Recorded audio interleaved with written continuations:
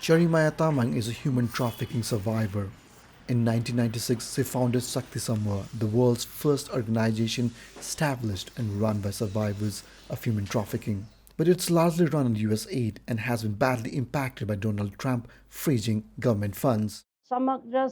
It has affected many things. It's not about the office staff, but the human trafficking survivors are heavily affected. At this moment, there are 75 survivors in our 6 shelter homes.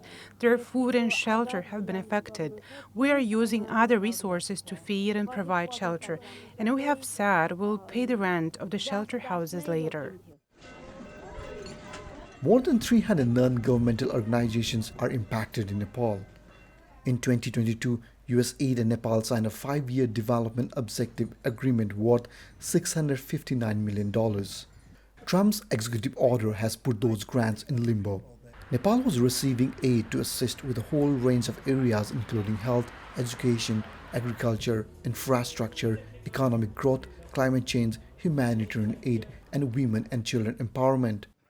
When USAID was frozen, all funded work was ordered to stop. This immediately hit neonatal health and programs aimed at reducing malnutrition in Nepal, a country where nearly 50,000 babies under the age of 1 die every 12 months. The important issues of development, human trafficking, climate change issues, health, education, renewable energy, these are our priorities.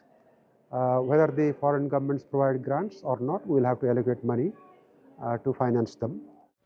The American government has also suspended the $500 million infrastructure grants to expand Nepal's electricity grid and improve its road through the Millennium Challenge Corporation. For many change makers and survivors like Jeremiah, it will be challenging to find alternative funding to continue their humanitarian work. We need to intercept girls who are being trafficked, and we need to rescue those who are at risk. We would have been working on this process, and now it's all been affected.